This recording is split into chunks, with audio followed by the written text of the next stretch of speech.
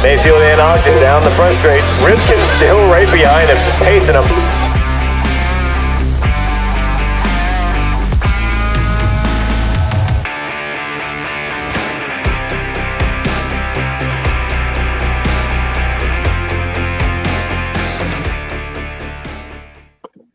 How you doing? This is George, and you're watching the Northeast RC Racer Podcast. I'm here with my co-host Toby Hampson and Vin Manchenda. What's up, boys? How you doing? It's going. All right. As always, trying to keep the old heartbeat going over here at the Northeast Podcast. Definitely super stoked to be back with the guys. And the end of the season has been quite interesting, to say the least. You guys have anything to mention other than conversation we'll get to with our star down below?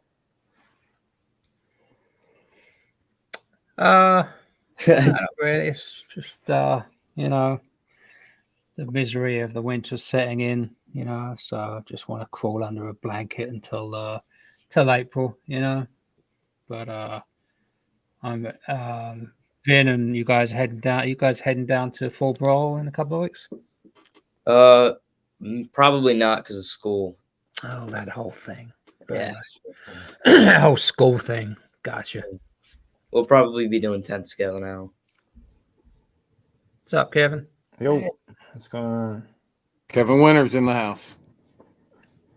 Yeah, well, you know, if your dad was even cooler, man, he would homeschool you out of the trailer, and you guys would just go, you know, to each Travel around throughout the country, and you know, listen, you probably learn more hanging out with your dad in the track than you will at school for the most part, anyway. Yeah, We're almost done. It's junior year. Next year is senior year, so he can take off a little bit more and hit the scene a little bit harder. Yeah, man, for sure. That'll be awesome. I wasn't up to date. I forgot how old he was, so that's it's awesome. I have a daughter going to college in less than a year, so it's exciting times for all of us, man, for sure. Hence 40 plus. Yep, I'll be there. So, Kev, I definitely want to hear a little bit about Sparko, but not yet. Try to hold it up till later. I think Toby is going to get into a little bit of what's been happening towards the end of the season, and he's got some questions for Aiden. So I think we're going to get to that in a few minutes. Yeah. as That's in now. Toby's key. That's Toby's key. All right. So obviously it's not been a Signs time. from now on. Toby, Yeah. Vin. So the last podcast I think we did was pretty much exactly a month ago. So it was mid-October, right? That was our 10th podcast, which was pretty exciting. We did it live. And I think it was pretty good, pretty well received. We had Steve Plackus and Jay Bless. Keenan joined in, and there was a hot debate about the Nationals and fuel tanks. It just went on and on and on for like everyone. We had to like shut them down, but it was a good time, especially having Keenan on there, you know, kind of bringing that draw. And I think we had, I think we peaked at about 30 concurrent people, and then we stayed pretty steady at 20 watching concurrently on Facebook. I don't think I streamed to YouTube for live, so I think it went well. And definitely would like to do some more live stuff. And I think George and I talked about that. So since then, was that October? There was really only one 8-speed race, right? That's significant in the area, which was the Halloween race at LCRC. Vin, you were there, right? Oh yeah, we were there. It's all a bit of a blur. So long ago now. Kevin was there. Yeah, we pull this up. Oh yeah, of course it was E-Truggy. So I'll just touch on the kind of top fives for the classes. Actually, it'll lead me into kind of like the top 25 stuff as well. So there was some interesting kind of ways that it could swing between Scheffler and Harmer, I think, in Nitro Buggy, but Harmer was pretty much on the money for e-buggy and Nitro Buggy. So he was pretty unstoppable. But Lutz was doing what he could, but Greg was on it. Nitro buggy. It's funny. I was on the camera stand, and every time Harmer's car will go by, I'm like, that engine's going to blow up any minute now. Like, it sounded so bad, but somehow I kept it running for what was that 25 minutes that May, I think it was, with Lutz. But Lutz was doing everything he could, but Harmer was just driving pretty flawless. So I didn't see buggy, but I'm guessing that kind of how it played out. And Chris Mahakian actually did well. He had a frustrating race last time he was there. I think he was pretty happy with that fourth result, as well as Kyle Lower. I'm not sure. It's highly likely that the e-buggy results are wrong because they're exactly the same as Nitro buggy. Actually, I think Aiden took third in e-buggy. Yeah. Right there. My apologies. I was like, wait, I just went over there and checked. I'm like, no, you got that. Yeah. I was a cut and paste that I did about 45 minutes ago. No worries. Aiden, slide into your pop a little bit more. Part of your face. There you go. So Traggy, Scheffler actually ran Traggy, which I was quite surprised. But he obviously just dominated the class. And Brett Butters, Cody, Kevin doing well there in the fourth. Pretty happy with that, Kevin. Yeah, I actually finished this time. I didn't run out of gas, and at LCRC this year, I've been having just a lot of issues, like freak accidents and stuff, and that one actually finished. So yeah, I was happy to get that in. Trusty old techno truck. Were you running your Techno, Kev? Yeah, for that one, yeah. Nice. I think Matt Cataldo was on the money as well that weekend, so he got a decent result. Truggy was all right, Lutz. But Aiden, you had a pretty good battle, right, in there somewhere, I seem to recall. Yeah, with Brett. Yeah, it came down to the last corner. Oh, yeah, awesome. That's right. I wasn't watching. I heard it. I think Krista was on the camera then. James Henry, I haven't seen him run e-truggy for a while, so I think he put down the nitro truggy, which is not a bad idea sometimes. 40 plus nitro buggy was actually a pretty intense race from a qualifying standpoint. I think I actually had a chance of winning the third qualifier. But Robert Pierce and Will Walker, I think, went at it until almost like the last lap. Yeah, I think Will I was marshalling for that, and I was watching them like as they're And I think you and Peter were having a pretty good battle too. Oh yeah, we're having a great time actually. Back and Because forth I was like, I'm not going to let him get away. I'm going to get fourth, and then by some complete freak accident, I cracked the case on my engine, which was bizarre. Along the bottom, I think I showed you a picture, like a fine hairline crack, which I couldn't understand why after 25 minutes my motor just went like horrifically lean and I had no power, and I just luckily I got enough of a gap ahead of Mike Ream to squeeze fifth.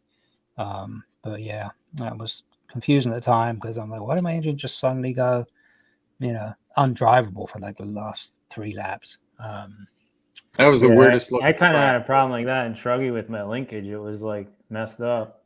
Yeah. And I when I took it out, it bent a little bit somehow. I don't know how, but it's weird. Yeah. Is that your throttle linkage, Kev? Yeah. Brake linkage? Which linkage? Yeah, like the throttle, it was like hanging open a little bit. It got a little bent, so yeah, I don't know. So that was LCRC. E-buggy, I have the results. It's Greg Harmer first, Lutz 2, there we go. Aiden 3, Brett Butter 4, and Ezra coming in 5. I think.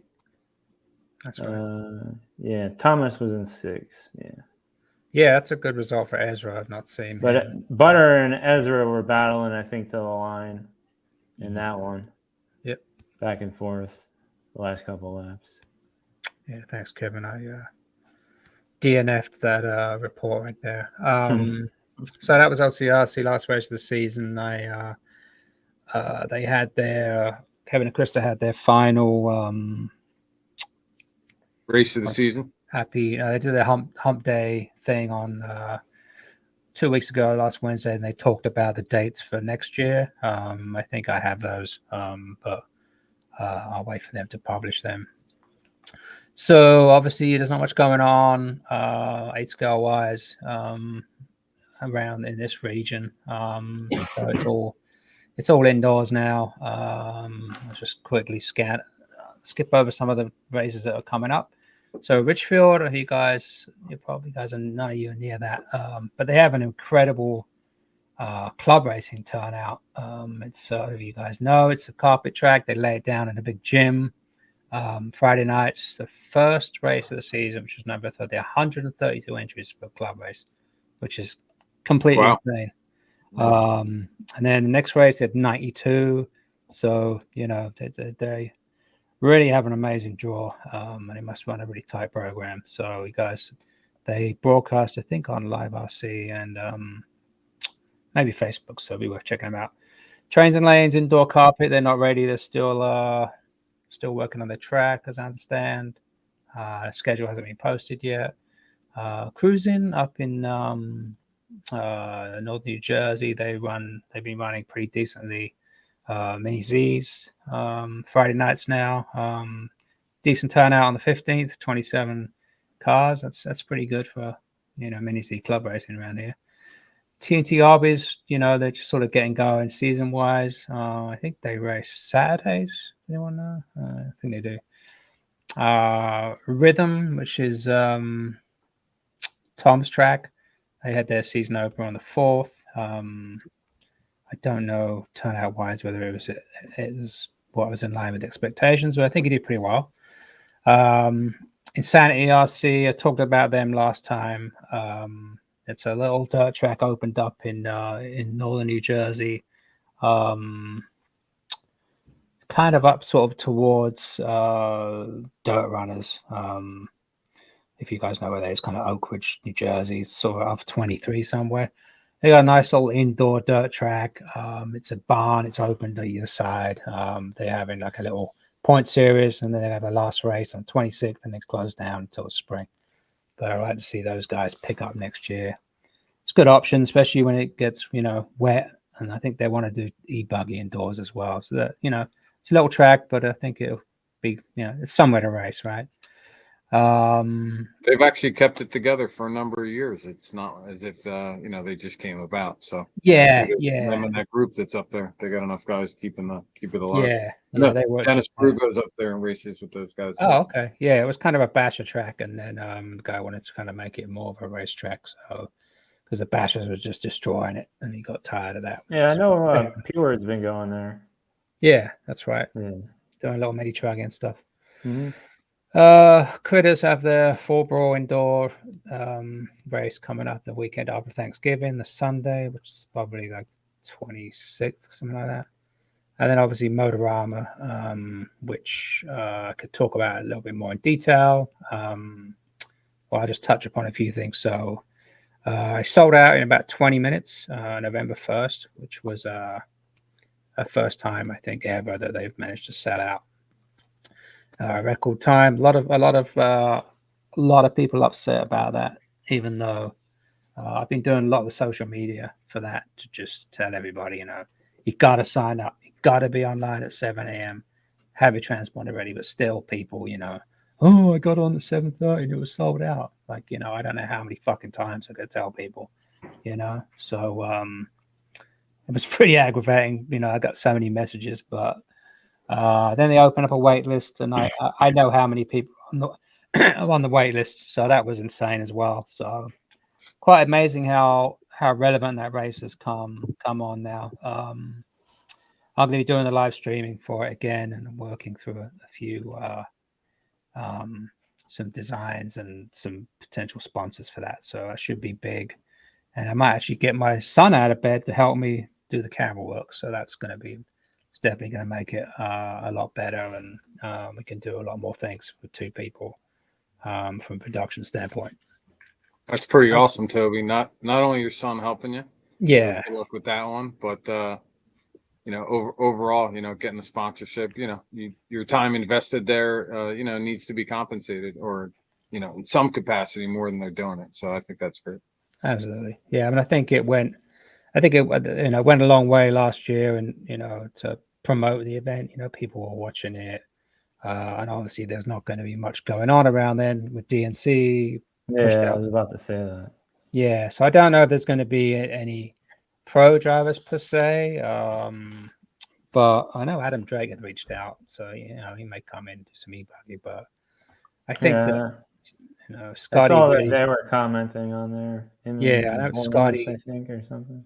So, yeah. so in general, is there a weather vane, or can you make a comment too? Did automatically we just find like another, 300 racers that never race A scale at Motorama for the last 12 years, and all of a sudden they are this year, and that's why it was sold out in 20 minutes?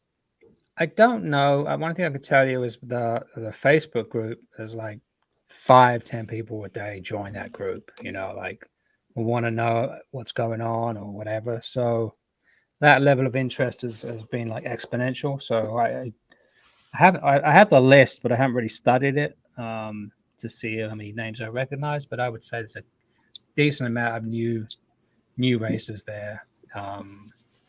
I think that's kind of what Scotty wanted, is to have like, a great event for all of the regional races rather than having, a lot of high level guys coming in and, kind of make it, maybe a little bit more dramatic than it needed to be. So anyway, I could go straight into the top 25 real quick if that works for you, George. Do it. So, weird noise. Oh, that's my boiler. What's that sound? Aiden, no more yawning either. I caught that Yeah. before. Give him a monster. Yeah. So, you guys, anyone's not listened before, I've been trying to put this kind of top 25 regional thing together for Nitro Buggy and E-Buggy. It's kind of a Now first he's time. interested. Look at him. He's sitting there with his face glued to the screen, wanting to see where he's at. Yeah. So, Nitro Buggy, pretty sure I got this right. Let's bang the numbers out tonight. But Greg Harmer and Schreffler had Greg DNF'd, or that engine actually blown up like I thought it was going to do, then Schreffler might have taken that first place. But came down to Harmer, Schreffler in 2. Stobe hasn't moved. Brett went up a point.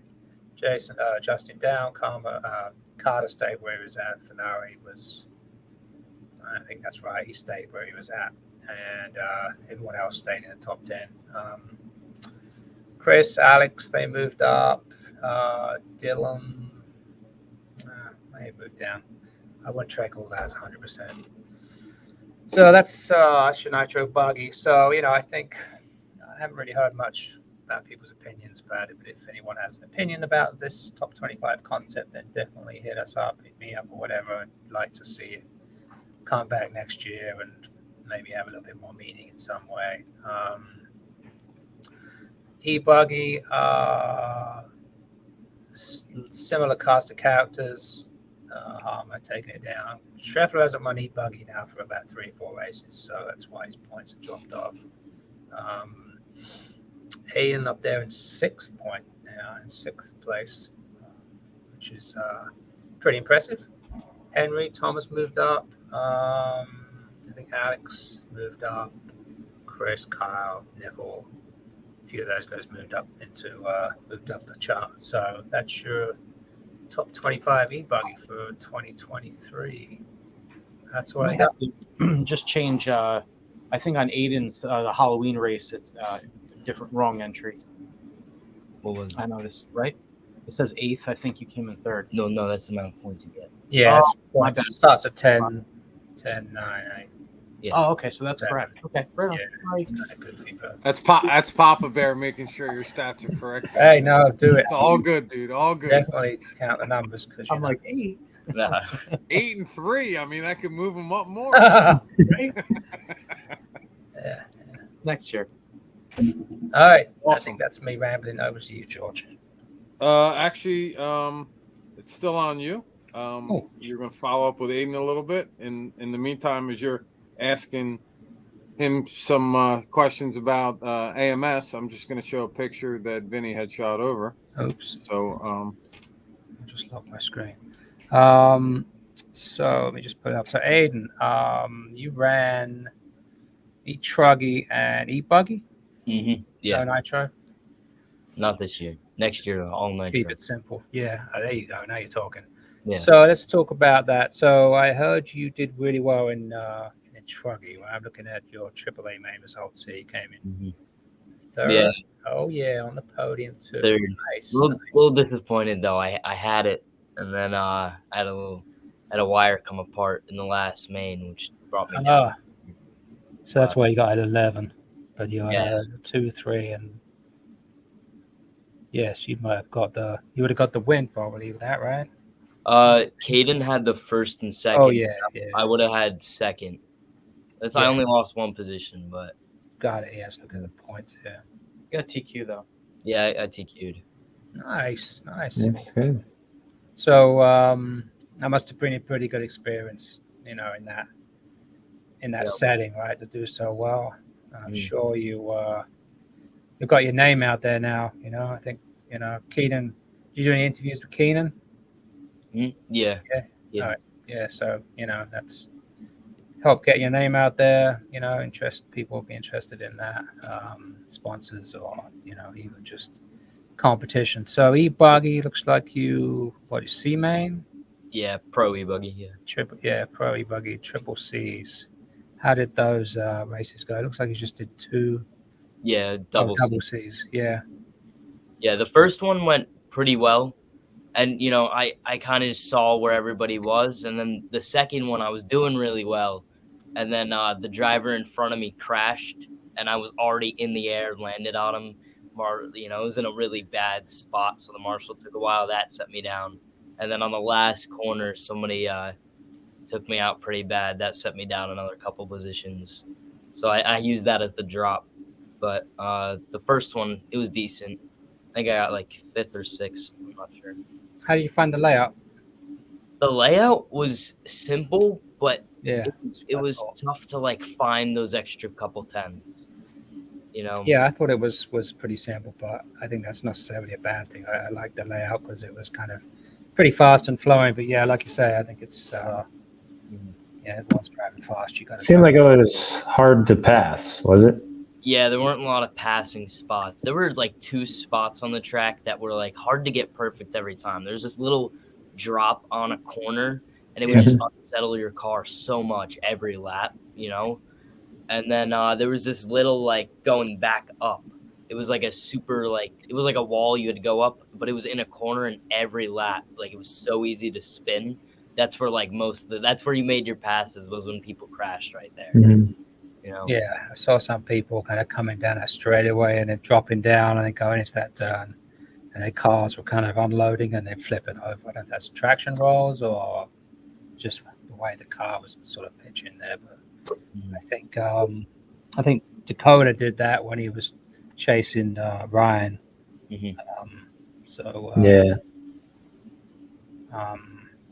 What else? Did the track get beat up at all, or rutted, or? It actually didn't come apart as nearly as much as I thought it would. Like Wicked, it was crazy. Like there were holes everywhere. But so I was kind of expecting that for here. That's what I kind of like planned for, and then it never really came apart. It grooved up pretty hard, but it never really like came apart. It's where the grip came up, right? And then it kind of dropped away at the end. Yeah. And the dust, how was it off the groove? Off the groove was horrible. Like you had to stay in a very thin line. Otherwise, the problem is I had Sportsman right in front of me for truck. So there was no line in truck. Oh yeah. So, but yeah, it was very like thin dust. So it just, as soon as you hit it, you broke loose. Kind of like LCRC, the powdery kind of dust that they have. Yeah, even thinner than that. Like you could barely see it, and you would just feel it with your truck just immediately break out. Gotcha. So what tires did you run? Did you start off clay and then go soft or super soft? Or yeah, we started out, I think, with super soft. At least I did. Then we learned the clays were working really well, so we went clay for a while. Then towards like main day, everybody was doing something. It felt like everybody was doing something different.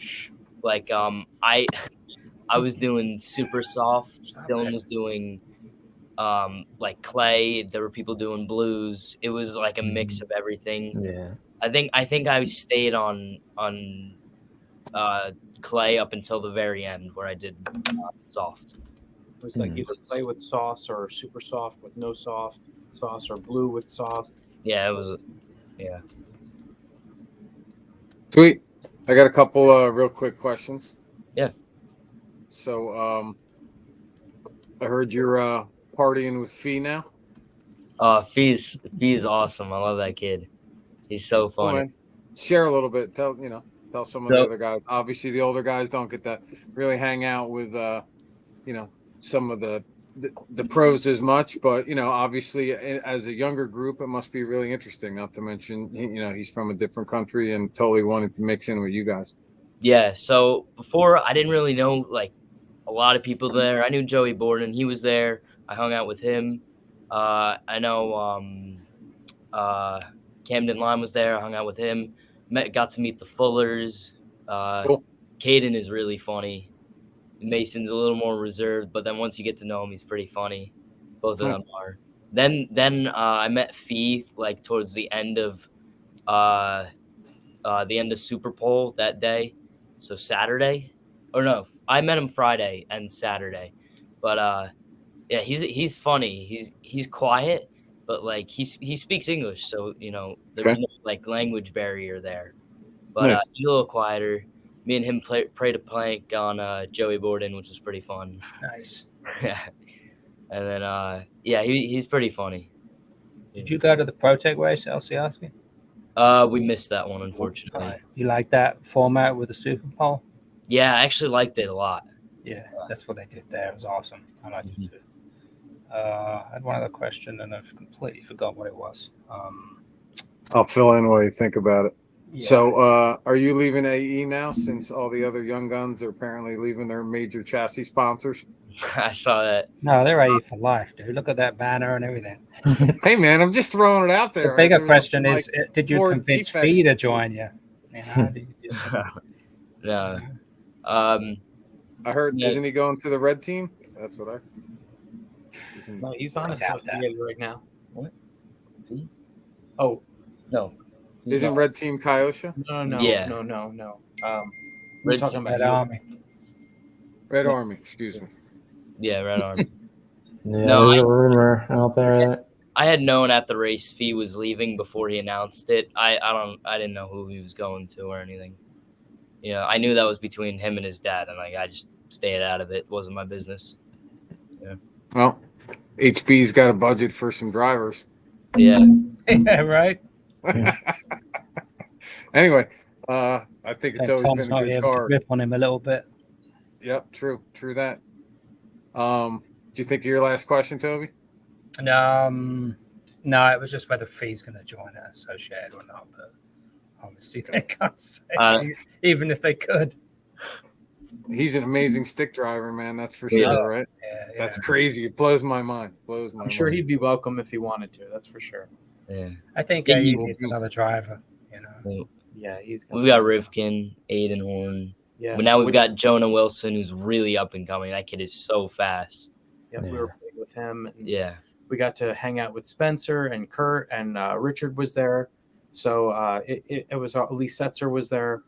We got to just hang out with all those guys. Paul Wynn, Rich, the new media guy for J Concepts. So Oh, right. He So replaced Hannah. yeah, like it was awesome. It was unreal. Even Is, for me. is he doing the photography? Yeah. Okay. Yeah, I was curious because Hannah used to do a kick-ass job, but looks Yeah. like he's doing some good shots too. Yeah. So Sweet. Well, we have our main guest that's waiting in the wings, but we wanted to just get a chance to follow up with you, Aiden. You were definitely, one of our stars that came on in the first 11 episodes, so we really appreciate it, and we're definitely going to keep following you throughout the next season that's coming up. You're a junior now, so this is your last official season, right? Coming up. Yeah. Right. So you have 2 seasons left, or 1, Vin, before he heads to college. we'll see what happens. You never know. If he keeps it up and he gets some offers, maybe we'll hold college off and he'll be racing pro for a little bit longer. Cool. So it's That all would be sick, man. it's in his hands. Mhm. You know, it's up to him. He's got to work hard. Which either way, he's got to work hard. Yeah. Tim, I saw Tim Lime had written where his son, wanted to do the same thing. So he said to his son, "You got 1 year.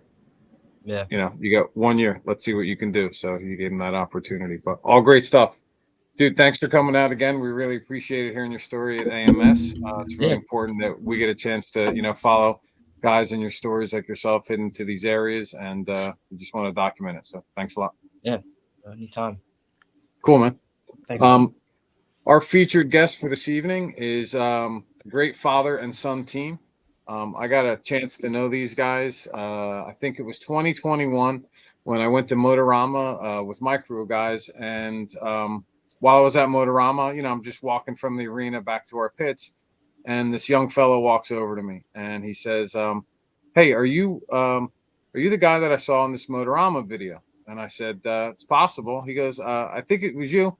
So he was referencing this Motorama video that my friend Scott from RC Must See had done. It has like 950,000 views or something like that. It's pretty awesome. We did it a number of years ago. Really fun to do. But Dan, I guess, had seen it. So at Motorama, he ends up approaching me. The thing that stood out in my mind more than anything, right, was the fact that this young racer went out of his way to walk up to me, approach me, stuck his hand out. I shook it. He looked me in the eye and he introduced himself to me with such confidence. And I thought that was really awesome. And not only that, but he paid me some compliments about the video me and my friends had put together. And then we got into this short conversation about why he was there. And he was explaining how he was there with his mom. And, she had gone out of her way to take him to Motorama. And he was from New Hampshire. So basically, from that point, I became friends with Dan.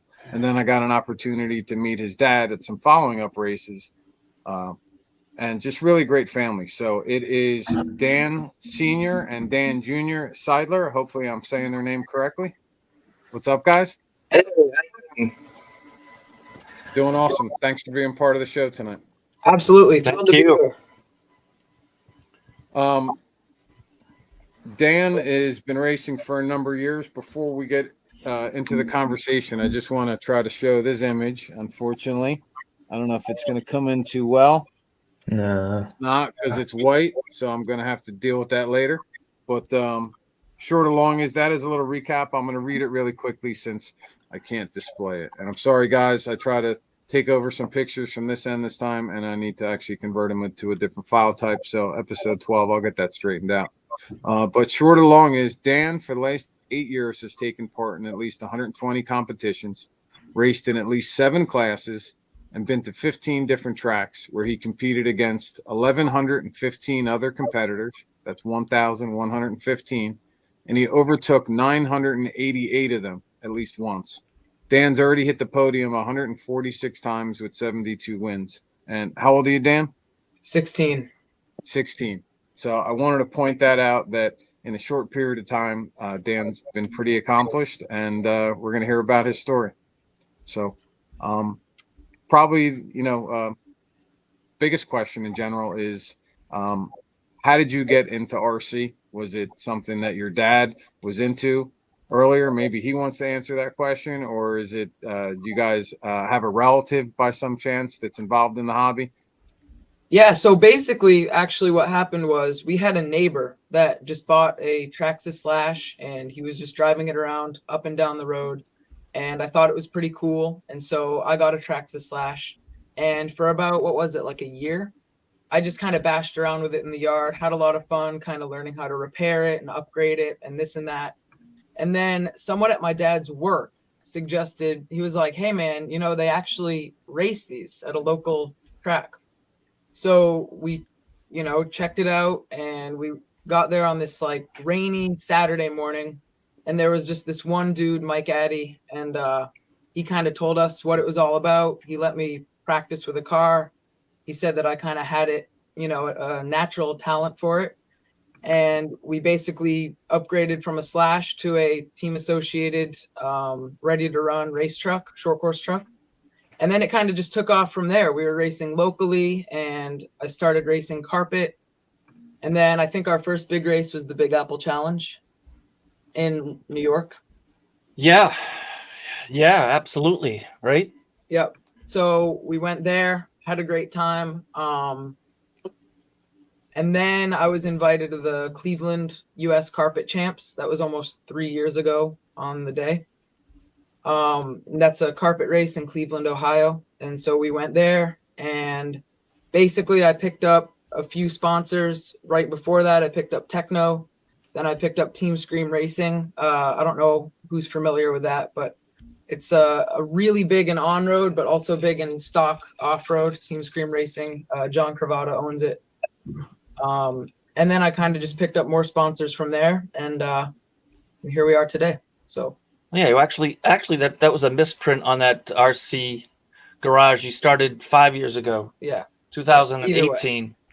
So yeah, 5 years of racing, and you only started running e-buggy 2 years ago, mm-hmm. right? Yeah, You ran a bunch of other classes when you first started, and worked your way into truck. We were given a truck slider, right? yeah, Like- yeah. Well, that was my first techno. So local guy at Brazil, he gave me a techno short course truck slider.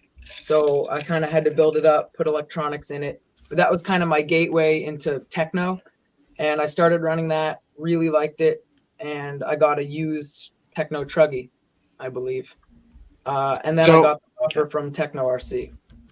So before you go too quick and too far in the story, how old were you when you basically started racing where you saw the guy down the street? 10, 11, 10. And how old are you now? 16. 16. So when you saw the guy down the street jamming with his car and you started getting involved, when did you start racing? Did you start in the backyard, jumping some wood ramps and jumping over kids in the street, or maybe Pretty jumping much, over your yeah. dad's car, stuff like that? Or Yeah, pretty much. Pretty much that, just kind of in the yard, whatever, just for fun. Had this Traxxas Slash for about a year, 8 months, a year, something like that. Right. And then we moved over to racing and never really looked back. So Yeah, once we took that trip up to Hillside, which is his first local track up in Epping, New Hampshire. The owner's Dick Holland, and they took him under their wing, and he started when sportsman like all racers do for the most part, and he just won his first trophy race that August. yeah, And then after he won a few more, they booted him out of sportsman, and he started running short course with the racing big boys. with the big boys in this 2-wheel drive short course, and just moved on from there, really. Yep. So most of the main chassis, I'm just trying to send Toby some pictures since he was putting some on while I'm talking to you guys. Maybe he can see if he can get those up. Toby, I sent you 2 video clips. The YouTube one, start it if you can display it from your end when we go to do it. Play it starting at 40 seconds. It's like from 40 to 50, just in that little time slot. I watched the video that you sent me from Dan, and he had some really great things to say when he was young. So basically, I just earmarked the time slots of kind of what I want people to see on that. So when you started racing, was it, and I'm sorry if you said it, so was it only the Techno chassis, or you said some type of Techno slider? I'm not really sure what that is. So yeah, so I started with a 2-wheel drive ready to run short course that my dad bought, and we were asking some people about getting into 4-wheel short course, kind of as a gateway into maybe an 8-scale car. Right, because didn't you end up at the track because your dad, and this is stuff I talked about with your dad earlier, right? Wasn't it basically one of his friends from work said that there was a track nearby or something like that? Yeah, and that they raced him. Right. Yeah. So. And then you went out to the track and you saw guys basically competing, and then you got the bug. Is that what happened? Pretty much, yeah. And then this guy recommended that ready to run short course truck to us. So then you started linking all the pieces and you started showing out there for short course races. Right. Yeah. So what Dad, did you see his progression go, pretty quickly as he started racing short course? Was it, getting into hop ups and stuff like that, or was he, really already starting to improve, just in the basic short course truck that he was racing in with the guys. Well, Mike Addy, the manager of that track, said you want to start him out in a 2-wheel drive short course. If he can drive that, obviously on dirt, then everything's going to get easier from there. Yep. As you progress into 4-wheel drive short course and e-buggy, truggy. And so he raced a ton with that and just wanted to move on to some other larger classes. Hit pause 1 second, Toby, because it's the audio. It's what actually he says during that 40 to 50 seconds that I want people to hear. If you want to play it now, I'm sorry. We'll just interrupt you a second because what Dan actually says is fantastic. And I think he's probably like 4 years younger than he is now saying it, which I love. Roll it from the start. Yeah. No, go to 40 seconds because it's like a minute and something long. That's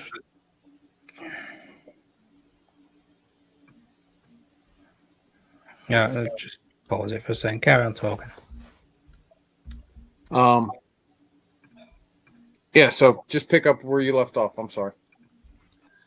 Yeah. So he moved on. I think the biggest thing with Daniel was he wanted to wrench by himself. So I've actually never touched any of his cars. I think maybe he let me shugu a couple of bodies, but he's wrenched from day one, obviously with support from his friends at the track. Right, with a lot of help. Yeah, I eventually learned how to kind of. Dick Holland, Mike Addy,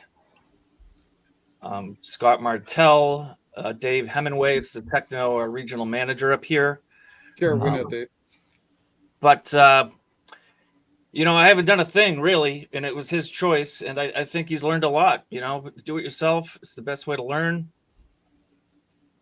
And he's gone to a lot of away races over the past year. I think you've hit some of the big ones.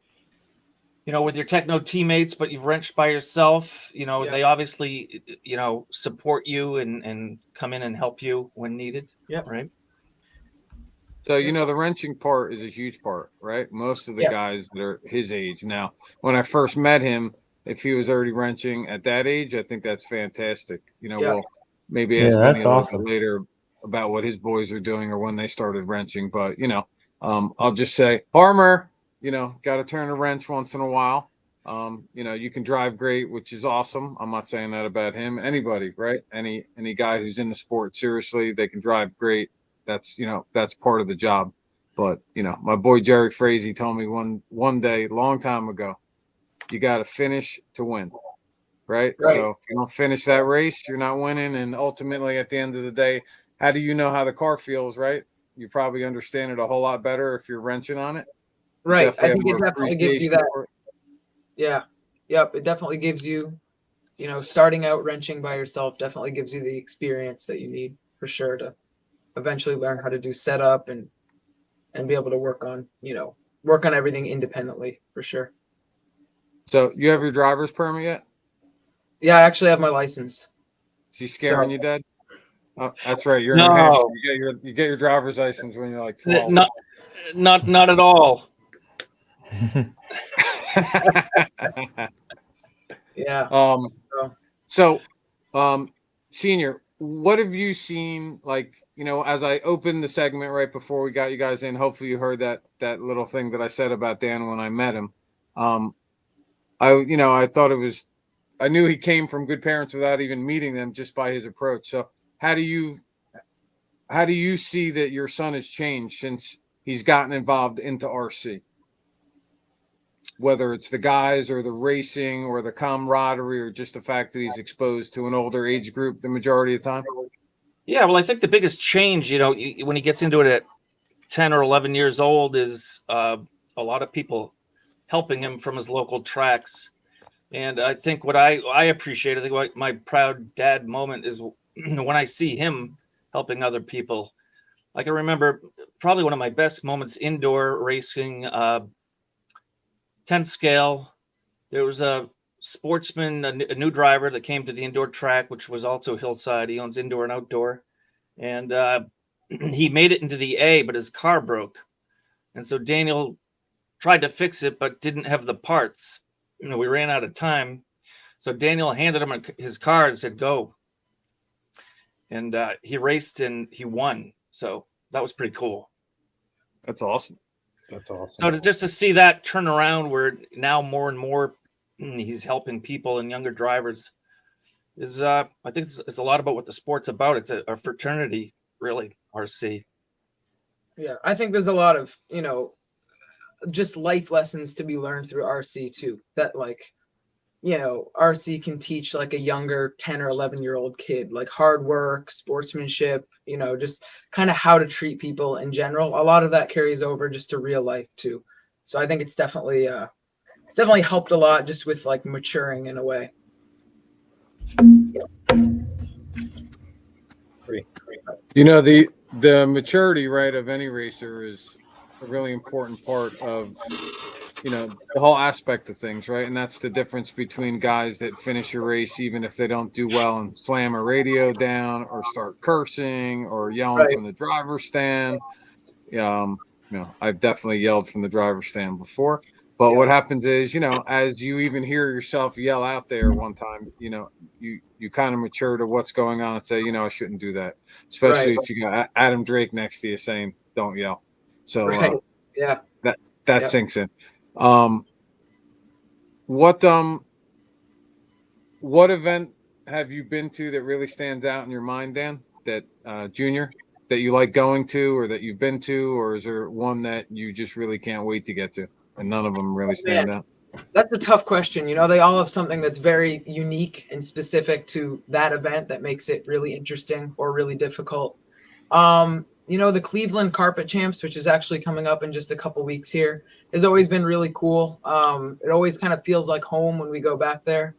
It's really convenient. The race is right in the hotel, so it's once you get there, you really don't have to leave. That was just kind of like the one that stands out to me. That's the one that I almost look forward to most every year. So, is that like the farthest that you've traveled that your parents have taken?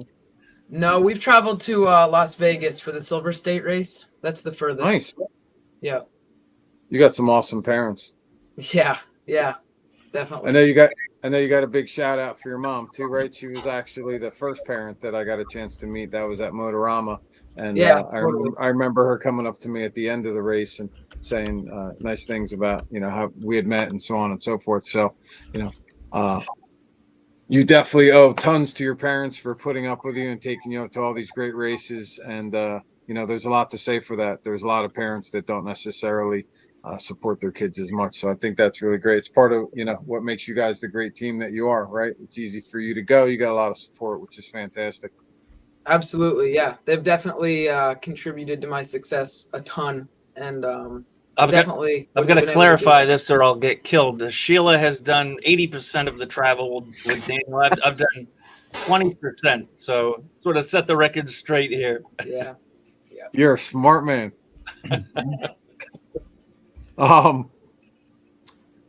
You were at eNats this year too, weren't you? Yeah. Yep.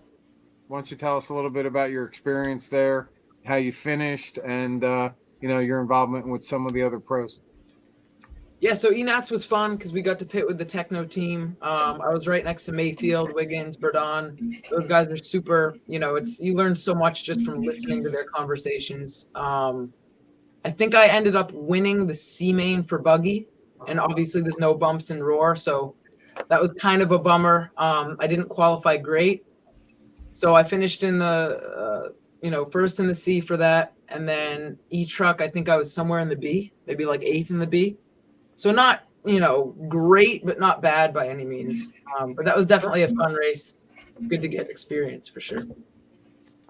What is there anything that stands out about going to a nationals that was very different than going to the other races you've been exposed to? I've never been to one, that's why I'm asking. Yeah, it's definitely I don't really know how to describe it, but you can definitely feel there's a little bit more pressure on the pros for sure because they have to qualify. It was a world's qualifier. But other than that, it feels like pretty much a normal race. It's still pretty, pretty laid back in general. But you can definitely feel that there's a little bit more pressure, I guess. Would you go back to another nationals? For sure. Yeah. I hope to go to next year's ENATS if it's close enough and everything. Would you like to see it as a combo race where it's nitro and electric? Because I know there was a lot of people having to. Toby's already I don't shaking his know. head. No, I Yeah. just want to ask. I like asking the question. It's like Yeah, I that's- mean, I just don't get know a how bite that of would it. really work. I feel like it would have to be like a pretty long race for sure because ENATS alone was what, like 4 or 5 days. Sure. So it would have to be pretty long. It would be pretty, crazy, I think, kind of running it in a world's format. Or I don't know if they'd mix them or if they'd run nitro one half of the week and then electric the next half. I don't really know how that would work, but I'd definitely like to see that experiment. So They'd have to run it like a 24-hour race, right? In order to fit pretty in all much, the yeah. classes. CNB style. Based on everybody already saying, how long Yeah. it took to run the electric portion, I could only see that. Toby, did you by any chance, can you run that one clip? Not the one of him that's between 40 seconds and 50 seconds, the other clip I sent you? And if you can, your father had sent me this awesome clip of you basically just fucking airing it over a couple of guys in 10 scale. I mean, it basically shows you going through a couple of turns and then literally you just whipped it. It was awesome. Yeah, You landed it and then you just crushed it and pulled away from those guys. Can you tell us where that was? And I'll try to play it on my cell phone if Toby can't get it, but it was an awesome clip. Yeah, so that was at last year's J Concepts Turf Nationals at RC Madness. It was just during practice. A good friend of mine, Andrew Bishop, was helping me get my car dialed in, just kind of pulling it off the track and changing stuff and seeing how it felt. And basically this guy, Josh DeForge, who has a YouTube channel called RSMPRC, happened to be filming my car, right place, right time. When I realized I didn't have much time to react, I had to make a quick decision. And the mod guys could clear that triple, the stock guys couldn't. And you saw what happened in the clip. It was a pretty gnarly whip and managed to land it pretty good. Got some good footage, so that was pretty cool for sure. I came down the stairs and he was like, "Dude, you won't believe what I just caught," and he showed me. I was like, "Oh man, I can't wait to see that up. That looks great." It was awesome. Even if I got to show it on my cell phone, I'm going to show it for sure. That was 2-wheel drive, right? Yeah. Yep. 2-wheel mod. Yeah, I was really surprised that the car came back over the other way. I was too, dude. I was too. I mean, you planted it and the whole thing went over, and you were counter steering it to get it flat and to make your turn, and it was just killer. And most of the time, it takes a 4-wheel drive to get it come back the other way like that, as quick as it seemed. Toby, should I try to play it from my cell phone and shove it up to the camera, or? Yeah, you just sent me the same link twice, from what I can tell. All right, no problem. I got it right here. There's no volume on it, unfortunately. And anybody else who's watching it, I do apologize that we are as rudimentary as this. There's a couple guys making the commentary, but I have no volume. But here we go.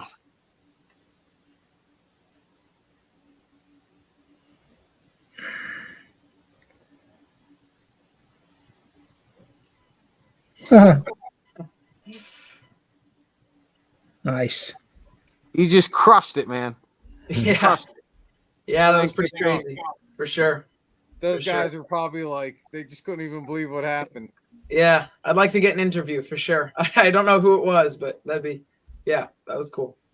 And then I think the film clip was he ended up taking the camera to you at the driver's stand, right? So he ended up kind of getting your face and your reaction after doing that. My hand's not that steady to keep it going. Actually, I think what he did was he ended up getting your face at the end of it. It was like one of those awesome ones. Yeah, that was a cool clip for sure. That guy did a great job. So out of all the cars you raced, do you like the 10 scale more? Do you like the 4-wheel drive 8 scale? Like, what's your preference?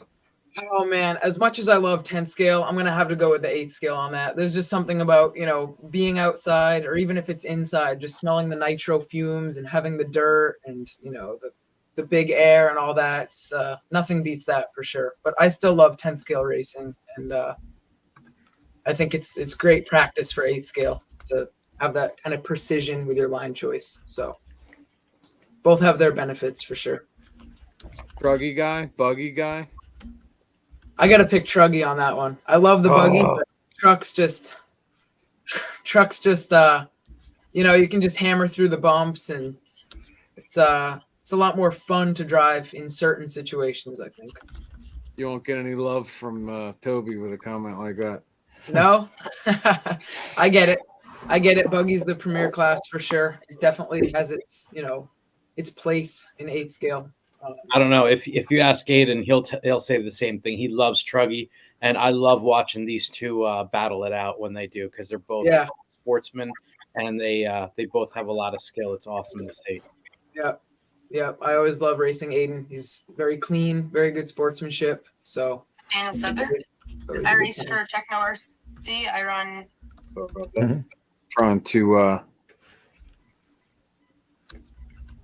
that other clip that you sent over. Just give me a second, because I don't think Toby can play it. Daniel Sedler. He's for Techno RC. I run e-truggy, e-buggy, and I get to run some indoor skillers. Getting better and. So this coming season, did you guys get tickets to Motorama? Yep, we'll be there. Can't wait.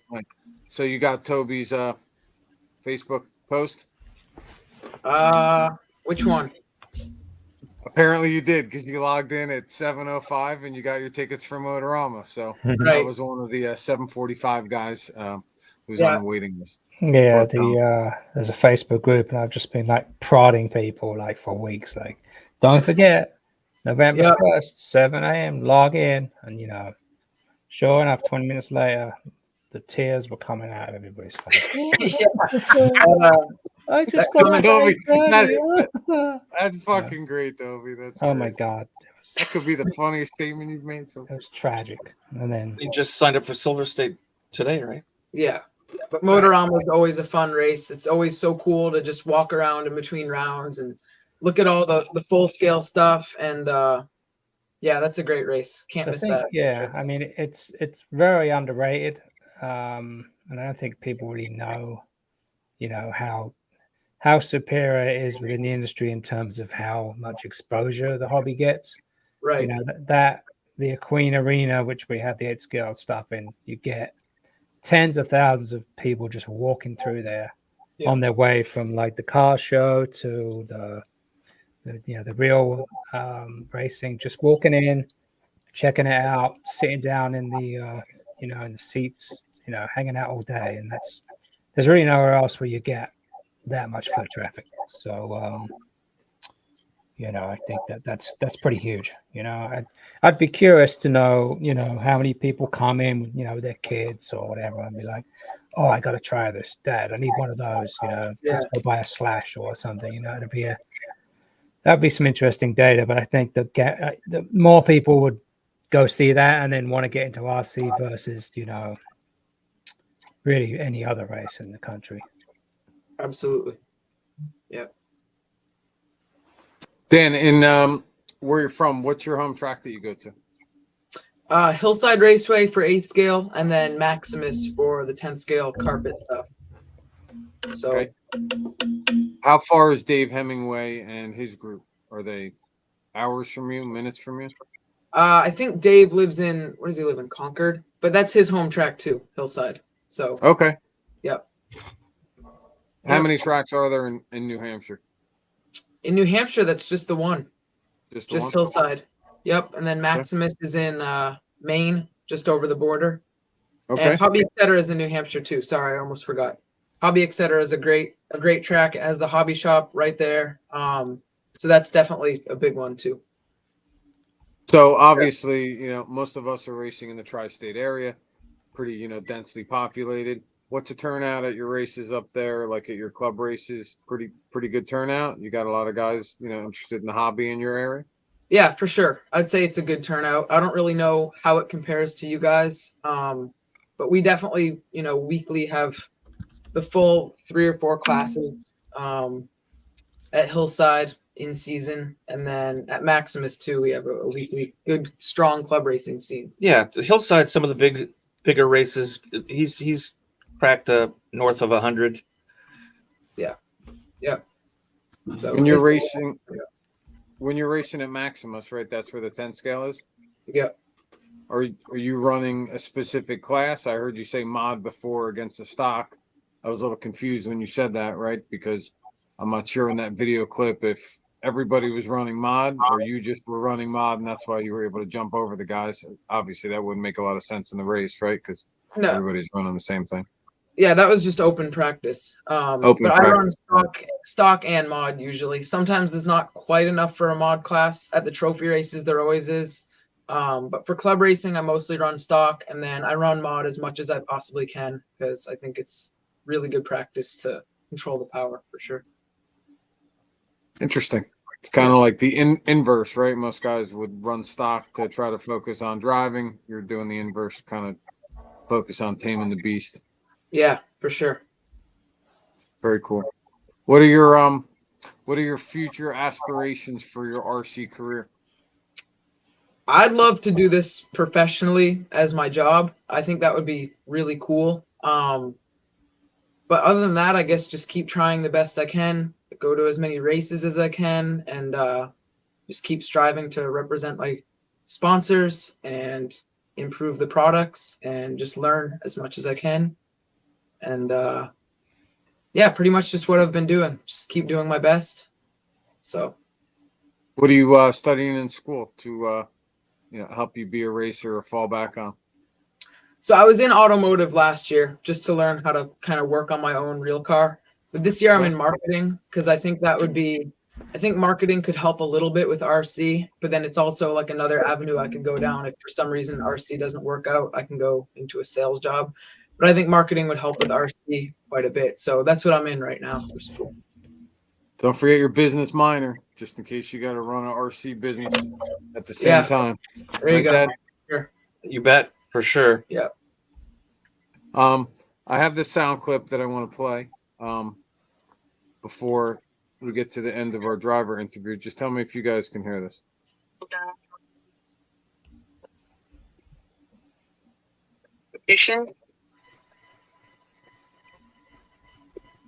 Not really. Challenging myself to get better. Yeah, so this is a Techno ET48 2.0. You can hear that? Yep. I can hear it. I don't know if it came in that clear or not, but basically, Oh, no, it wasn't clear for me.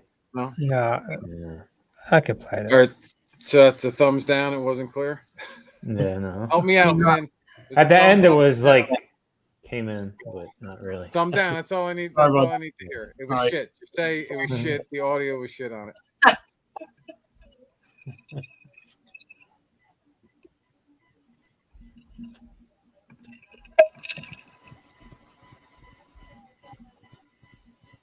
I don't know if that one's any better. Anyway, the whole point of what Dan was saying was that I guess he likes things that were challenging, and he likes the camaraderie of the sport, and he likes to go out there and he likes to compete. And I thought that was just really great the way that he just said it in that segment. I'm sorry for everybody who's watching it. Dropped the ball on that one. I never played football, but if I did and somebody tossed, I just let it go through my hands. So we'll try to do better next time around. But Dan, you were a really awesome guest, and I think that you really bring a lot to the hobby as a youth. I know all the guys.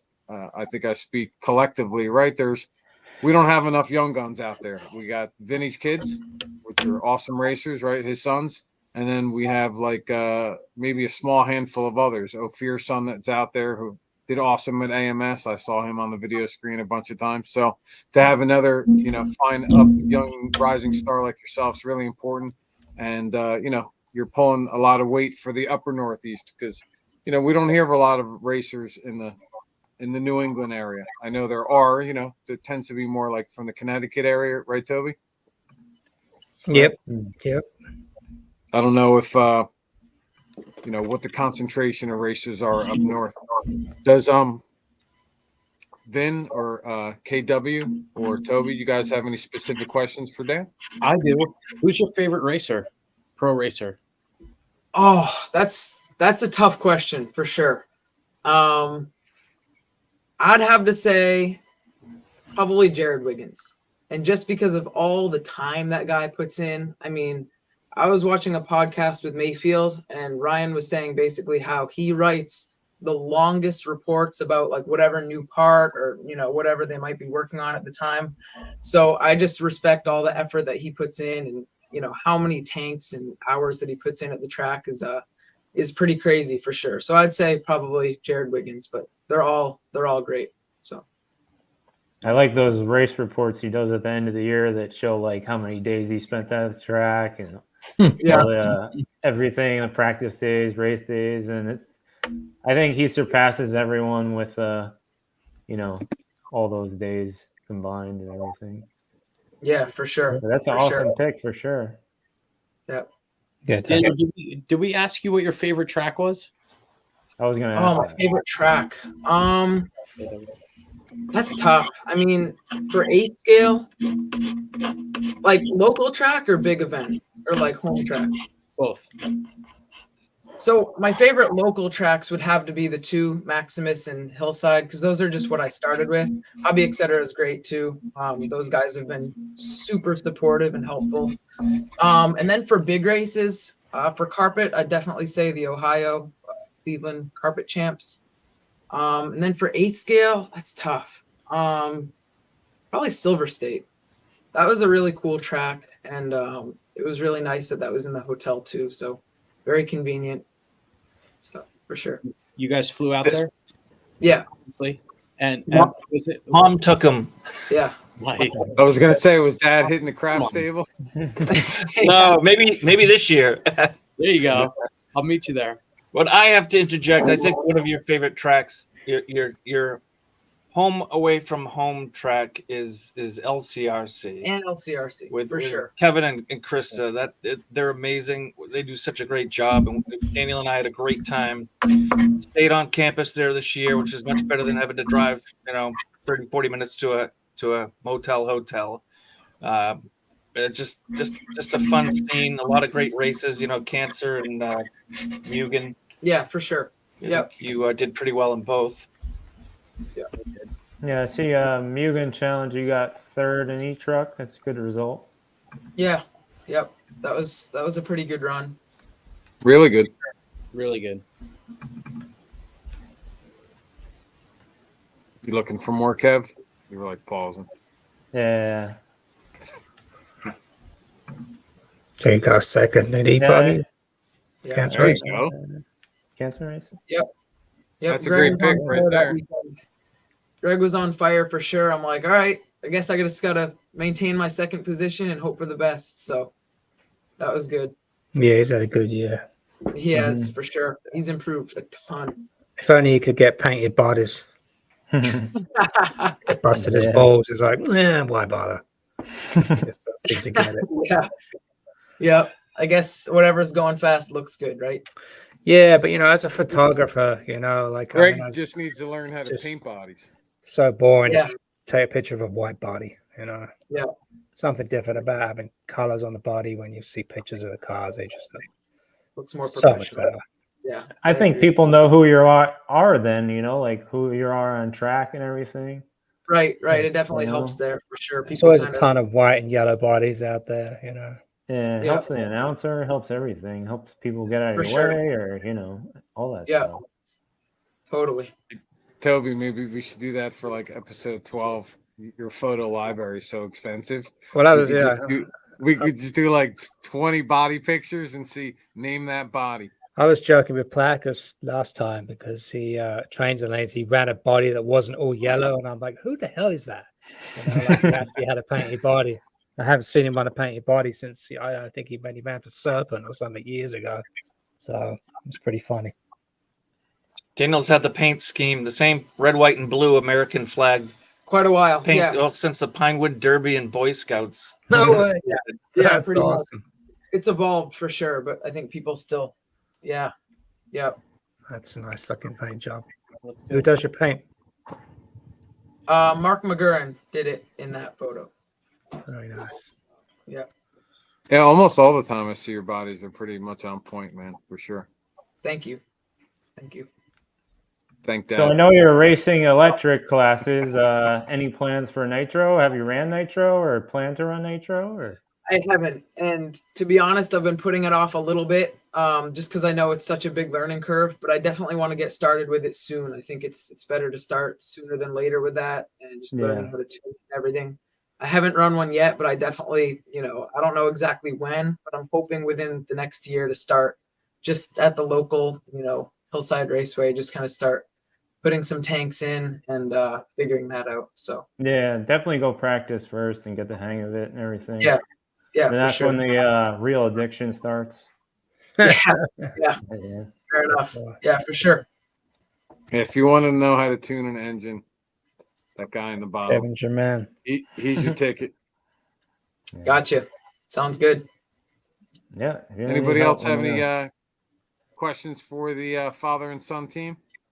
Oh, what tires do you like? What tires do you mainly run at your Hillside or RC Madness or? So I run for J Concepts, and at Maximus, the Fuzz Bites are always the go-to. And at Hillside for the 8 scale stuff, the Recons have been on point for sure. Yeah, there's that really track's no like tire pretty out there. loamy, right? Yep, it's pretty loamy. It gets a little bumpy throughout the day. The Recon's been the most consistent, kind of neutral, easy to drive tire. And then when it gets really grooved up, I heard a few guys like the Reflexes because they don't catch the bumps quite as much. I haven't personally tried them, not recently anyway. But yeah, those 2 tires basically have been the go-to. So. Awesome. Have you driven any other cars than Techno? No, nope. I run the Associated for the 2-wheel drive stuff. But no, Techno's been the main chassis. Okay. I hear HB's looking for some drivers. Yeah. No, I'm very happy where I am right now with Techno. They've been super supportive. I love the cars. I'm very comfortable with them. But I hear the HB stuff's great too. So definitely, good competition all around. The Techno is orders of magnitude easier to work on than an HB car. I can tell you right now. Yeah, for just sure. from hanging out with those guys, like the cars are always in pieces when they want to change like a D block or something. Which yeah, I've been Techno for a while, and they're so easy to work on, especially the 2.0 generation. Just putting their diffs out, get them all out, change them, put them all back in like 15 minutes. Yeah. The one thing though that is easier to work on the HB versus the Techno, since I have both of them, is the radio tray on the HB better than the Techno. It's more I have to say that. But the front and rear diff on the Techno is just super easy, Yeah, for sure. Just a couple screws, you're out. Yeah. So you got split diff in the middle, right? So that makes it easy to pull. Yeah, both of them. Right. Yeah, that's Dan, my last question is, on your wrenching, what do you like to wrench the most on, and what do you despise the most? That's a good question. Diffs are always kind of fun to wrench on. That might sound, that might be kind of controversial, but you just get the power screwdriver and it's basically just pulling screws out fast and changing the oil. Shocks, I don't like to work on as much because you can mess it up so easily, with the O-rings and all that. But it's basically, there's nothing that I really hate or love to wrench on. It's kind of all the same. But come on, tell me you don't love building turnbuckles and gluing tires. Oh, well, yeah, that's definitely not ideal either, but it's part of it. So, yeah. Well, if there's some things on setup that you're not quite sure about, we have a guy in the upper corner who's going to give us a little segment in a few minutes on car setup. And tonight's topic, I believe, that we're going to hit on is going to be roll centers. So, we want you guys to hang out for the balance of the show. There's no reason for you to take off unless you got someplace to go. I don't have any more specific questions for you. I found out a bunch more about how you got to where you are, how you become the racer that you are, your support system, which is great. And it's awesome that a whole bunch more people know a lot more about you, where you come from, and what you want to do over the next year or two racing. So it's been awesome having a chance to interview you here, and we make you part of history. We want to follow you over the next year and see how you're doing. And most definitely, I'm gonna try to come see you at Motorama and catch up like we've done over the last couple of years. And maybe you and I can grab some video while you're there. Yeah, totally. Looking forward to it for sure. Cool, man. Toby, Kevin, Vinny, you guys got anything else for them? Keep up the good work. You're looking good out there. And if Thank you, I know you're on a different brand, but I always tell you, when I see you, and the boys do the same. If you ever need our help, we're always here for you. We love hanging out with you. Thank you. I appreciate it. You got For a good kid there. You got a good kid there, Senior. Thanks, Vin. Appreciate it. Yeah. You as well, my friend. Thank you, sir. Thank you. Cool. Well, we're going to give Vinny a few minutes. This is his segment. This is what we're trying to bring to the racers, in addition to, content about tracks and new products and up and coming young guns or old guns, so to speak. But we're going to cover some driver setup, and Vinny, take it away. All right. So tonight we have, this is kind of, I'm going to try not to go full science mode on you guys, but roll centers, I'll try and keep it simple. Okay. First we'll start off. What is the roll center? So it's basically the geometrical point in which the car rolls. Okay. If you were to make an axis, the amount the chassis rolls depends on the position of that roll axis relative to the center of gravity. Okay. It might be complicated. There's a lot of really good videos out there that they spell it out. They draw it out. I'm not doing that tonight. What I'm going to tell you is the difference is the difference between the roll axis and your center of gravity is basically what's called your theoretical lever. Okay. That theoretical lever explains how the roll center affects grip. Okay. So a longer lever, meaning a bigger difference between that roll axis and the center of gravity axis, means a lower roll center. Okay. So I'll start by explaining a lower roll center. So I like to think of it like a lower roll center means less roll resistance, meaning that the chassis will roll a little bit more with a lower roll center. It's softer, and sometimes it makes more grip. A lot of people like to say that this also feels in the track. That's what I like to call it. When it feels right and the car feels in the track and it's hooking up, it's awesome. It's less prone to flipping over with a lower roll center. You want to use this like on high speed tracks, bumpy tracks. The car, especially from the rear, a lower roll center, it'll want to round the corner a little bit more. If the car starts to feel kind of vague and like almost like a boat, it's like kind of like rolling around a little bit like a boat. You want to raise your roll center and you kind of want to lock it down a little bit more. And being able to figure out, high roll center versus low roll center. This is like something you have to work on to be able to achieve that. So, once we raise the roll center, the high roll center, high roll resistance, it's going to be stiffer geometrically. Okay. It's going to be firmer. It's going to be more responsive. It will rotate pretty well, but if your roll center is too high, your car is going to jack. It's going to flip over. So Vinny. Yeah. Well, let me just cut in a second. Do you have your car behind you? Can you indicate what a high and low roll center is? Yeah, I know what it is. Okay, no problem. I'm going to get to that in a second. Cool. But yeah, just going to explain the basics. So with the high roll center, like I said, high roll resistance is like what I like to call it. Rotates well, prone to flipping, smooth and medium grip tracks is where you want to use that high roll center. And then, the jacking force. What it is the links will actually pull the car up, and that usually happens when it's got a higher roll center. So now I don't know if you guys can see this. I'll try and get this into the camera a little bit, but there's two different ways to adjust our roll center. Okay, and let me get a little closer. Okay, so we can adjust the roll center. Where is it? Right here at the arms with these pills right here. We can adjust it. If you can see it. So right here at the turnbuckles, right on the tower. Okay. So when we move it up and down on the arms, when we move it up, we're raising the roll center. When we move it down, we're lowering the roll center.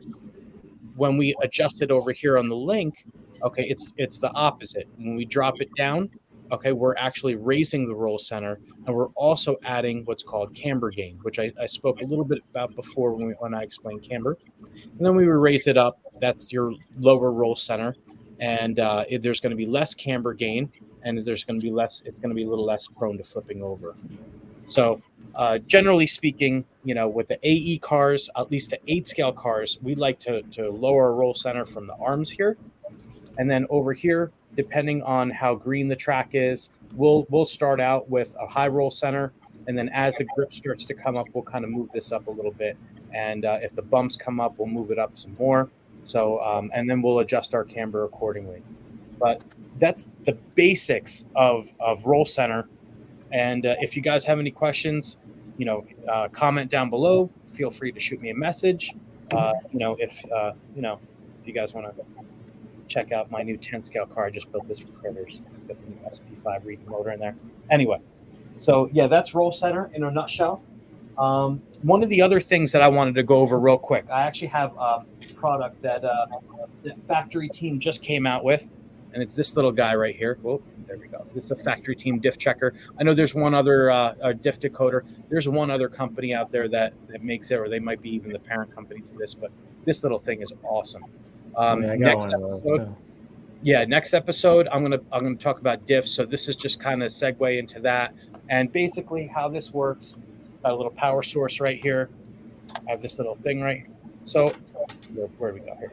Okay, so if I just turn this on, so this shows the amount of torque. So you can see when I put this on here. So we're looking at like around 325, 326. And originally when I built this is a used diff. I built it with 340. So you can see it's dropped off about 15. So do I have to rebuild it yet? Pretty soon. Yeah, might as well get it ready because as you can see, it's dropped down a little bit. So I love this little thing. I actually write right on the diffs what it is, what weight oil. And, I have a bunch of these that I keep in this little organizer here.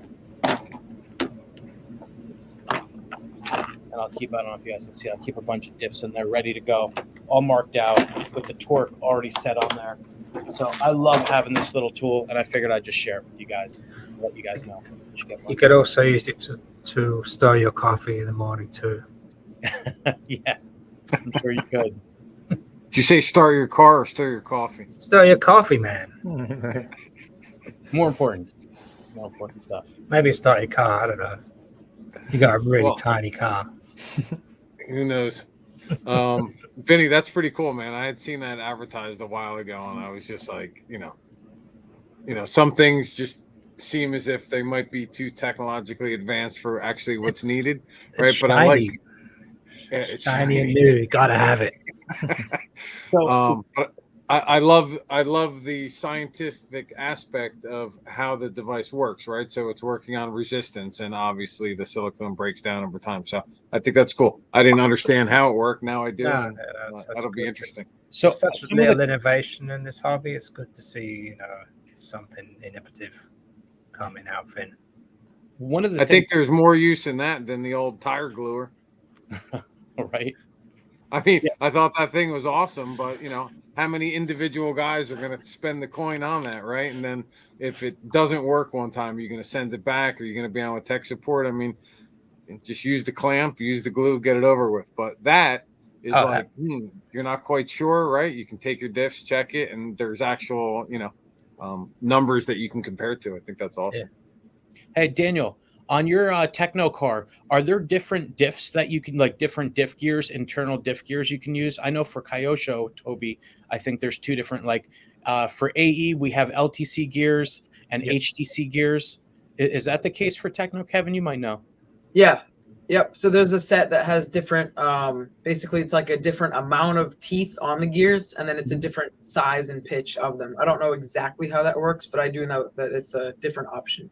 So if you ever want to cross over, and I'm going to explain the difference between those two different diffs in the next episode, HTC versus LTC, and how they react. But if you wanted to, let's say you're running an HTC diff setup with HTC gears, and you want to switch to Ls, then you can actually use that diff decoder to see how much torque you were running before in your H gears, and cross it over to your L gear so that you're running the same amount of resistance. And then how much it changed, right? The benefits of the LTC gear. So anyway, cool. Vin, how much does that thing go for? I believe the AE one or the factory team one retails for $149. Okay. I'm not sure how much it is online. I'm sure you can find it for cheaper out there. Yeah, I think they're like $100 or so, maybe around there. I think. Is that MSRP? If I remember right. Or if you live close to Vinny or Kevin, you can just borrow it. So Vin, being that you're like, factory AE guy, did you get your clear RC10 yet? I have 2 of them on order from Trains and Lanes Hobbies because I couldn't get them direct from AE, unfortunately. Yeah, I just back ordered one from Tower Hobbies. So nice. That's not a bad idea. Yeah. What is that? The new RC10 release? Yeah, they're bringing out an RC10, the gold tub, but all in clear. Yeah. All clear tub? Mm-hmm. Wow. Yeah, it's going to be pretty sweet. What is it, a polycarbonate or something like that? Yep.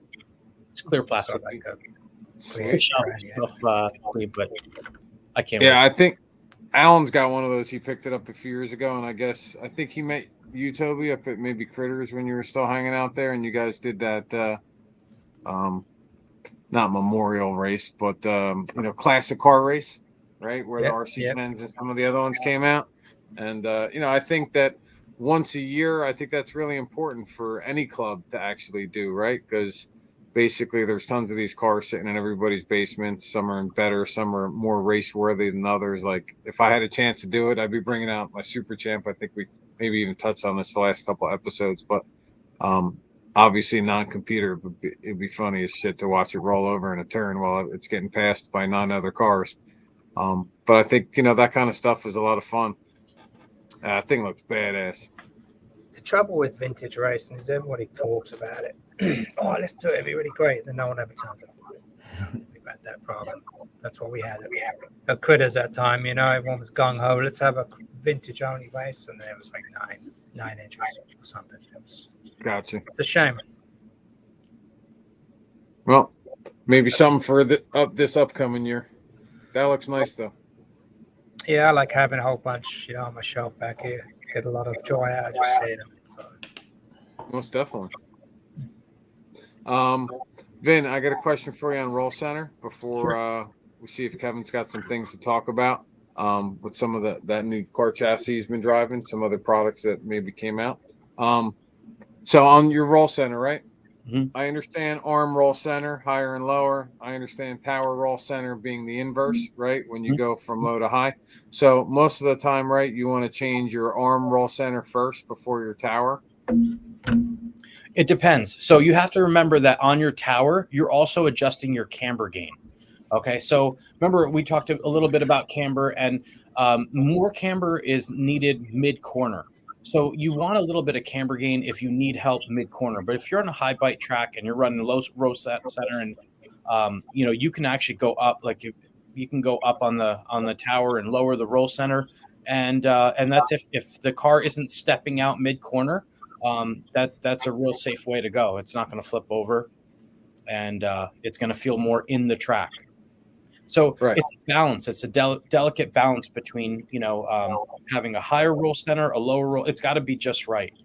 If it's not just right, the car's not going to feel right, and you'll know it. I guess my question is more in reading Invisible Speed. It seemed like JQ was alluding to adjust your arm roll centers first, and before you necessarily would adjust on your tower. Like basically, like some of that mentality was if the car is designed really good from the get-go, right, you really shouldn't need to mess around with your roll centers on your towers. You should be doing roll center on your arms or sway bars or springs first before you get into changing the roll centers on the towers. So when I look at it for myself, right, obviously you want to start at a lower position is going to give you, I guess, more consistent handling. if the track was, conducive to that, right? So in other words, if you're trying to adjust, and I promise I won't get too lengthy here, Toby, but basically in the rear right, you have your anti-squat, right? So your anti-squat is typically always to the front of the car where the motor is, right? So that's where you're increasing the anti-squat angle or lowering it.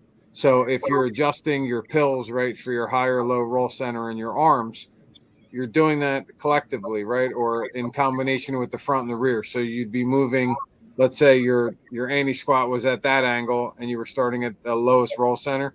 You'd be basically using a pill or a preset arm that was the lowest in the back and maybe one up in the front and moving those together, Exactly. right? Together, right? Unless you're changing your anti squat, and Right. if you let's say you're going from universals to CVAs, you're going to adjust your anti squat for that because your CVAs are going to be stiffer. It's going to make the rear stiffer. So then you're going to actually want to adjust those kind of things. So that's going to affect your roll center as well.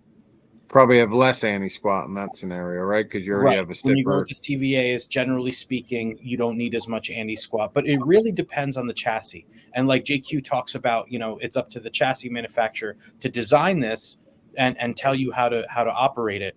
He's absolutely right. So yeah, you do want to set the arms because you want to be able to adjust the camber gain on the tower. So you want to set your roll center via your arms, and yes, you want to theoretically having them down a little bit lower roll center on the arms, less prone to jacking. It feels more in the track. Me personally, I prefer that style versus a higher roll center, which is going to feel a little bit more on the track. But some people like a looser car, so it really it's and every chassis is different. For example, like the HB cars. Their roll center is totally different than let's say the AE or the Kyosho or possibly even the Techno for that matter. Yeah, I just got the S-Works car not too long ago, and coming from the HB car that has very high roll centers. Yes, the S-Works came with the factory setup with like a low roll center design. So I found that pretty interesting, and was excited to try out the difference. How do you like that car so far? Really good. Cool. It took me, the first day I went out with it was really like a race day. I didn't really get a lot of time, or I think maybe I got like a part of a practice day and before that. And then I think probably like my first hour running the car actually on race day was trying to feel the difference between a car that was just designed differently, whether, this one's got 2 battery packs left and right and, more well balanced and laid out versus the other car. So and then also the other big thing was it had pillow ball versus C-hub. So for me, the whole time I'm driving it in the beginning, instead of focusing on my driving, I'm trying to focus on how it feels different, because I expected it to be more of a night and day kind of feeling running a C car my entire 10-year, kind of club racing history. And then going to a pillow ball car, I thought it was just going to be, something more like, earth shattering, I guess. But I think the pillow ball turns better on power and follows through. That's the way I feel when I was out there the last time. The last time I went out, I felt much better. I could actually really get into the car and drive it, and I felt a lot more confident. But I'm really looking forward to the next time I get a chance to go out with it. Cool. That's awesome. Yeah. Oh. All right. That'll lead us to KW. I know Kevin's picked up a Sparko this year. A lot of people heard about the car, not necessarily seen one. I haven't had a chance. I know KW's posted on Facebook a few times, some of our other groups going out to trains and lanes and stuff. Kev, you want to tell everybody about it, or maybe you got one you want to show it? Tell us what you like, what you don't like, what you found, what you think works. Toby, do you own one already? So yeah. No or yes? So you never know.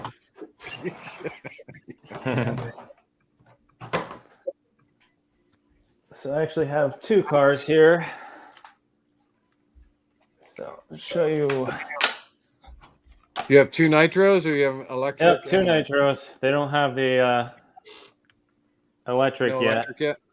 Okay. But the electric's coming probably in January-ish, around there. Maybe it'll be probably in the United States around then. So I've been following this car for a while, and like I was super interested in it, and wanted to try something different. And then it came to the United States in New Jersey. Power Hobby sells it in New Jersey, and I was like, all right, I'm gonna get it, So I got it. Been running it for I don't know, like a month or so. Haven't raced it yet. Just been practicing with it. So it's a C-Hub car. You can see I have a brand new one here. Nice. So it's a C-Hub car. If you can see it. Can you see it? Yeah. Is it a technical C-Hub car, or is it like a hybrid? So it's a C-Hub, but it also has an upper arm. So if you could see here, it has an upper arm. So there's no front link, but it has a link conversion. I actually have that in the mail right now. Maybe it'll be here tomorrow. But yeah, you can put a link on it and run a link if you prefer that setup. I thought there would be a durability issue with the upper arm, but I lawn darted the one that I've been running. I lawn darted it. I haven't broke anything on it yet. If you haven't broken it at trains and lanes, then you're never going to break it. Yeah, I mean, I've been at trains with it. I think Track is brutal. I think like 4 days with it at trains, and then 2 days with it at LCRC. So I mean, I've ran it quite a bit. But yeah, it has a lot of thought went into this car, I feel. So if you look at that front arm as an example. So is that similar to like the Pillow Ball and the Mugen, the S-Works, and a couple of the other cars? So you slide that top arm back for more caster? Yeah, so like with this, you have to change the caster block. So there's a 16 stock, and then there's also a 20 option. So this car has 16s on it right here. The other car has 20s on it. And so you do have to change that to change the caster. But it's basically like the upper arm setup. You do change, like, for instance, the link or the upper arm, you change it just like pretty much an S-Works pillow ball car, where you move it side to side, up and down. So basically, this car is made in the same factory as an S-Works. So actually, some parts on this car are basically same thing as S-Works. So they do share some parts. The quality of it's very good. They have like I think one of the nicest radio trays for a nitro buggy. Has a big battery compartment, and I don't know if you can see it. It has a spot for your transponder inside the compartment. Trying to think what else. The chassis is kind of like a Kyosho in a way. Pretty wide, but it's not super long, so it still has great rotation, and it's a very stable car. Is that a tapered chassis? Huh? Like, are the side skirts tapered? Yeah. So if you see, they are covered for flex. It goes. The chassis goes. It's wider in the back. Yeah, you can see, and everything's why are pretty they wide. doing? So are they starting to do that now, Vin, in different chassis? Yep. And the e-buggy is going to be like a saddle pack design, so it'll be spaced weight, there.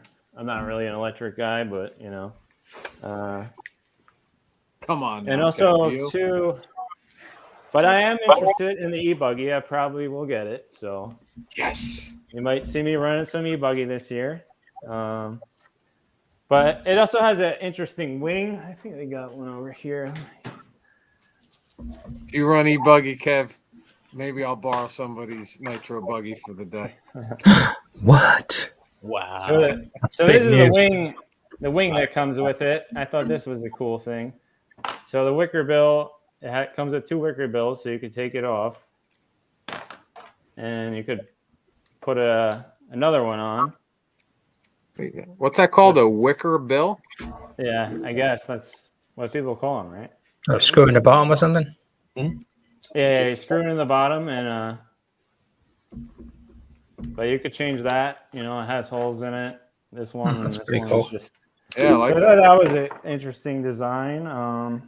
Yeah, kind of a one-piece thing rather than that kind of one you just put on the top, which always gets ripped off. Yeah, It's impossible to put the screws in. but I mean, this is the original wing I've been running, and it hasn't deformed or anything, so it's definitely a good wing because I mean I've beat the crap out of this thing at trains, and I bet you I could deform it. I don't know, but Just give it to me for an hour. But yeah, it has my air filters all there. This car is right off the track, so it has the high flow air filter. You can see I have the carbon option piece in here for the stiffening the radio tray up. By the way, Dan, Kevin got into RC racing like 5 years ago, and he's already like the industry leading expert and YouTuber, just for the record. Nice. Nice. But Kevin, bladders or emulsion? so it comes with bladders, but you can put an emulsion O-ring in it. What are you running, and- bladders? No, I usually run emulsion. I mean, I tried bladders at first just to try it. I pretty much just built the car like stock, even though I didn't think the stock setup was going to be the greatest for around here. Yeah. But yeah, I mean, there's a couple other setups. I mean, more of the setups that are out there are like, you know, the Asian market. So they run on like a lot of oil tracks over there, and you know, I started with that trains and lanes with bumpy and you know harder jumps and bigger jumps than. But yeah, I changed like even with the like the box stock setup with like a little bit more ride height. The car was good. I mean, ran it like that for a little bit, and I just adjusted it a lot. I've had you know like 5-6 practice days on it. Changed it a lot, and I feel like the car, no matter what the setup is on it, I feel like it's always drivable.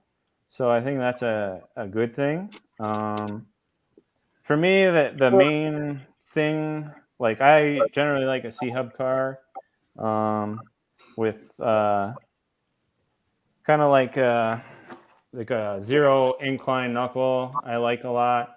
So this car had that. So I like that.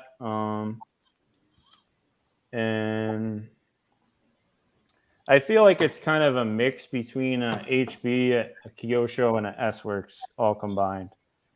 It's not I wouldn't say it's like the simplest car, and I wouldn't say it's the most complex car. I think they put very good thought into it, and it has everything it needs pretty much, like right out of the box. Again, the parts quality is amazing because I mean I've beat the crap out of this thing. And So, Kev, quick question Mhm. on the diffs as an example. When I got my S-Works, I was surprised that like the ring and pinion were like just the materials didn't seem as beefy as the HB stuff that I was familiar with, you know, running for the 5 years before. Like the pinion's really beefy, like the ring gear, kind of spherical cut, but the teeth were really beefy. S-Works seemed significantly smaller, although no problems going out and running it whatsoever. Do you find that the same in the Sparko with the size or the gears? So some or the people pinions? say that the diffs in this car are the same as the S-Works. I haven't compared them side by side, but some people say that. I know like some other parts are. I haven't compared them side by side, but some other people have. So I don't want to like misspeak and tell you the wrong thing I got you right now. But it was like significantly different. It's like the pinion on the HB was like 3/8 of an inch or like 7/16 big around. And then for me with the diffs, I mean, I tried a bunch of different diff oils in the car so far just to see what I would like, and generally on this car, I like a heavier diff oil setup than like a HB D819 car. So like on the HB, I was mainly like 753, 773, around that range. Like the highest I'd go is, not too high, like 10.5 or something like that. You running higher on this now? So yeah, like with this car, I mean, I've went down, and I've pretty much liked around like 10.5. I mean, I've tried lower, but 10.5 feels pretty good. I haven't gone like higher yet because I haven't really needed to. But I might go to trains tomorrow and practice. I'll see you there. So I have. Oh, you're going? I'm going to be working on the carpet track tomorrow. I'll be there around. Right. 10. Yeah. Yeah. So my plan is to, try a couple of different things with the car tomorrow. I experimented with a little bit of the shocks. I got some more pistons coming to try. But I mean, everything that I've done to the car, it's always drivable, and like I think it's going to be an awesome car. I mean, I could already tell it's going to be like good for my style of driving. Has a lot of entry steering, which is what I like a lot. But it has good steering overall. I mean, even with like the stock setup is like the 16 caster on it. And even with 20 on it, the car still has great steering. Some other cars, you put 20s on it and it gets like super mellow. And I mean, it did make it more mellow, but it still has great steering. So trying to think what else. You must like it. You've already got a Sparko t-shirt. Oh, yeah. Yeah. Nice. Yeah. Yeah, I got Tell all me, you're like I don't miss a beat. Oh. Yeah. I saw the logo peeking over his camera. Like, I see it. Yeah. So, Nice. Dan, Junior, do you think you'd be interested in a Sparko? You like the way the car looks? You like any? I don't know. I mean, it definitely, it's always good to drive different platforms just to, to learn for sure. So yeah. But yeah, the car has a lot of good features to it, a lot of attention to detail compared to some other cars. And I mean, I haven't broken anything yet, so I mean that's always a great sign, when you could feel tomorrow when you're at tomorrow when you're at Trains and Lanes, if you grab some video, try to send some to us so maybe we can use it in episode 12. Yeah.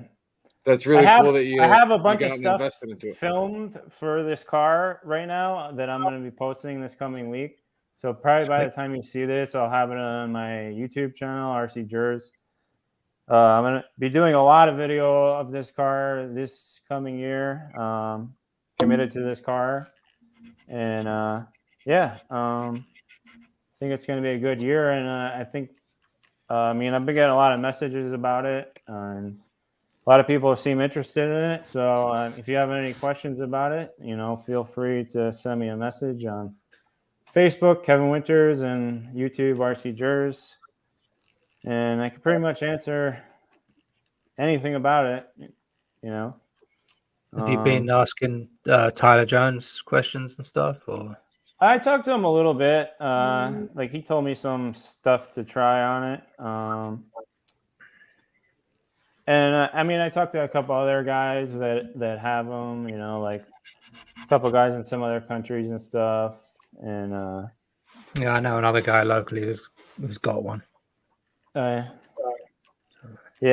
I think you're going to see this car locally around here take off for sure. They picked the worst name. The name is a little different, I would say. I think the name of the car, F8 Formula 8, is pretty cool though. So is that the model F8? Yeah, F8 is the model. Cool. So I should have called it F8. Yeah, let me get